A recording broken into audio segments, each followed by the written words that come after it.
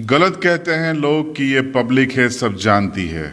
जी हाँ, ये पब्लिक कुछ नहीं जानती। पब्लिक को पता है कि पेट्रोल और डीजल की कीमतें आसमान छू रही हैं। पब्लिक को पता है कि शतक लगा चुका है पेट्रोल, प्रीमियम पेट्रोल, और साधारण पेट्रोल भी शतक लगाने पे आमादा है। लेकिन उसके पीछे का गणित पब्लिक नहीं जानती है। इस वीडियो में हम आपको बताएंगे वो जो पब्लिक नहीं जानती है। क्या आपको पता है कि जब आप रात को सोते हैं तब पेट्रोल डीजल की कीमतें कुछ और होती हैं, और जब आप सुबह उठते हैं तो कीमतें कुछ और होती हैं। बीते एक महीने में 15 से ज़्यादा बार पेट्रोल डीजल की कीमतें बढ़ चुकी हैं। घरेलू गैस सिलेंडर के दामों में भी आग लगी हुई है। विपक्ष रस्म अदायगी सड़कों पर कर रहा है और आम जनता को कोई ज़्यादा मतलब नहीं है, और शायद इसी ज़्यादा मतलब न होने से सत्ता मदहोश है। सत्ता से जुड़े हुए लोग, उन्होंने अपने कानों में रुई डाल ली है, आंखों में ऐसा चश्मा लगा लिया है जो उनको सब कुछ हरा हरा दिखाई देने लगा है। सब कुछ भूला जा चुका है। सरकार ये भूल चुकी है कि एक आम आदमी जो होता है उसको अपने घर का खर्च चलाना है, अपने घर के बुजुर्गों की दवाइयाँ लानी है, बच्चों की फीस चुकानी है, और ऊपर से सरकार को सरकार चलाने के लिए एक्साइज ड्यूटी देनी है, स्टेट गवर्नमेंट को वेट टैक्स देना है। यानी सरकार एक आम भारतीय की जेब पर जिस तरीके से जेब कतरी कर रही है वो आज हम आपको बताएंगे। जनता तो खामोश है, क्योंकि ये वो देश है जहां किसी के अपने भी मर जाएं तो 14 दिन में सब भूल जाते हैं, तो फिर रोज बढ़ती कीमतों को कितना याद करेंगे।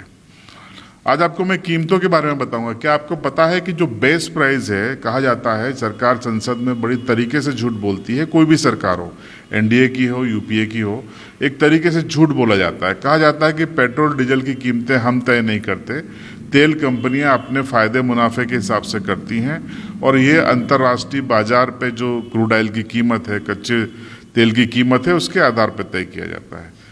आज मैं आपको बताऊंगा कि आज की तारीख में जब हम आपसे बात कर रहे हैं, तारीख है 16 फरवरी 2021, इंटरनेशनल मार्केट के हिसाब से जो बेस प्राइस है वो है भारत में 29 रुपये 34 पैसे। यानी अगर इसको दूसरे खर्चे हटा दिए जाएं, टैक्स हटा दिए जाए, तो 29 रुपये 34 पैसे का पेट्रोल है।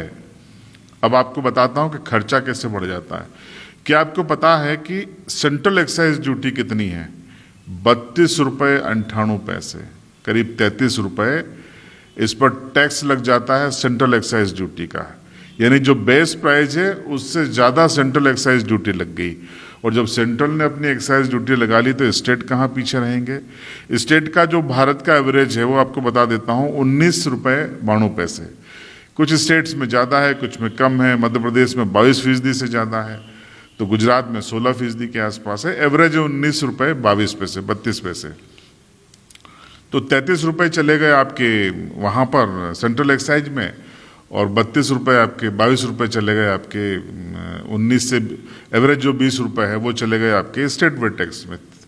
यानी कि आज जो आपको 100 रुपये का प्रीमियम पेट्रोल मिल रहा है उसमें से 53 रुपये, जी हाँ 53 रुपीज़ सेंट्रल और स्टेट गवर्नमेंट आपसे ले लेती हैं। अब आप पूछिए कि साहब अंतर्राष्ट्रीय बाजार में जब कीमतें क्रूड ऑयल की कम ज़्यादा होती हैं या तेल कंपनियों का कोई तय करना होता है, तो ये एक्साइज ड्यूटी और स्टेट का वेट टैक्स कौन तय करता है? ये भी क्या तेल कंपनियां तय करती हैं? ये भी क्या इंटरनेशनल मार्केट तय करता है?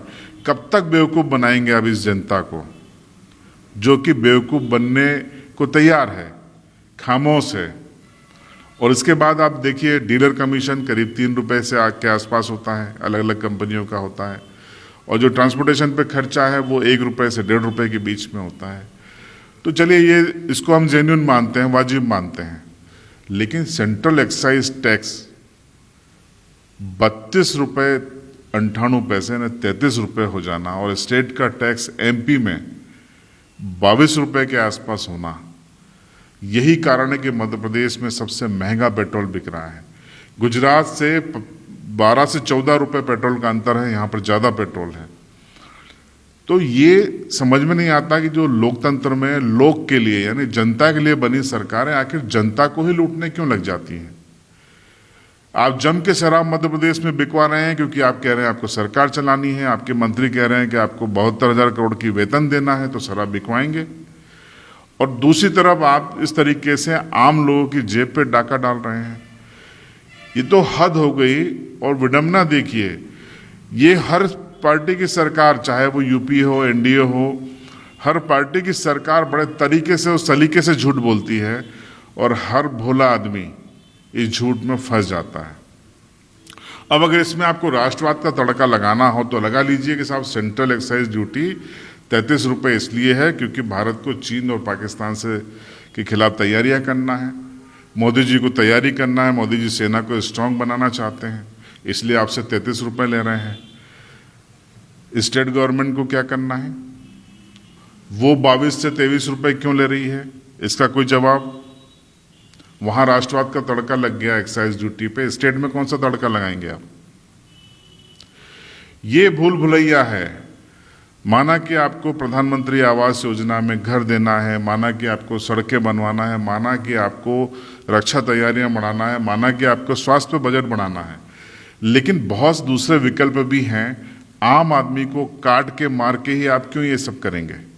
वो आदमी जिसको कोरोना काल में पहले ही जिसको कोरोना ने मार रखा है, जिसकी आर्थिक रूप से कमर टूटी हुई है, जिसका काम धंधा पटरी पे नहीं आ पाया है, कई लोगों की नौकरियां चली गई हैं, जो प्राइवेट सेक्टर में काम करते थे वो बेरोजगार हो गए हैं, उनको अपना घर चलाना है, बुजुर्गों की दवाइयाँ लानी है, बच्चों की फीस पे करनी है, और आप उनकी जेब पे डाका डाले जा रहे हैं। और फिर चाहते हैं कि हम कुछ न बोलें सिर्फ इसलिए क्योंकि राष्ट्रवाद का मसला है। ये सारी चीजें हैं। जनता बोले न बोले मेरा निजी मत था, मैंने आपको सूचना के साथ विश्लेषण किया। आपकी क्या राय है कमेंट बॉक्स में जरूर बताएं। और उसके बाद मेरी बात खत्म होते ही जो पब्लिक रिएक्शन है वो भी आप सुन लीजिए। पेट्रोल हर 15 दिन में 10 दिन में भाव बढ़ते जा रहा, 100 के ऊपर पहुंच गया, आम आदमी के भारी होते जा रहा है। तो सरकार हमेशा कहती है कच्चे तेल के भाव बढ़ रहे हैं और भाव बढ़ा देती है, और कच्चे तेल का भाव कम होता तो भाव कम होता ही नहीं है। आम आदमी की एकदम हालत ख़राब हो गई है। पेट्रोल के पैसे 40, 50, 60 रुपये होने चाहिए तो आज 100 पार कर गए। ये ठीक नहीं है, गरीबों के लिए ज़्यादा है। और क्योंकि यहाँ झाबुआ ज़िले में जो आदिवासी समाज के पास ज़्यादा गाड़ियाँ हैं और हर काम के लिए, हर सुविधा के लिए गाड़ियाँ उपलब्ध है, लेकिन महंगाई के इस दौर में वो गाड़ियों का उपयोग नहीं कर पा रहे हैं। देखो, टैक्स तो गाड़ियों घोड़ों पे सब पे ले रही है वैसे, पर पेट्रोल पे तो मत लो। पेट्रोल तो हमारी मतलब जैसे गाड़ियाँ चल रही है वैसे, तो पेट्रोल के लिए तो थोड़ा मांग कम करें। टैक्स तो ले रही है वैसे, सामान हर सामान पे टैक्स ले रही है, लेकिन पेट्रोल के लिए तो थोड़ा कम करो। सरकार से यही मांग करते हैं हम, तो गरीब इंसान सर। सरकार से यही मांग है कि हम थोड़े दिन नहीं तो गाड़ियाँ घर पे खड़ी करके पैदल चलेंगे और क्या, या फिर बस रिक्शा में चलेंगे। ज़्यादा भाव बढ़ता ही जा रहा है हर दिन।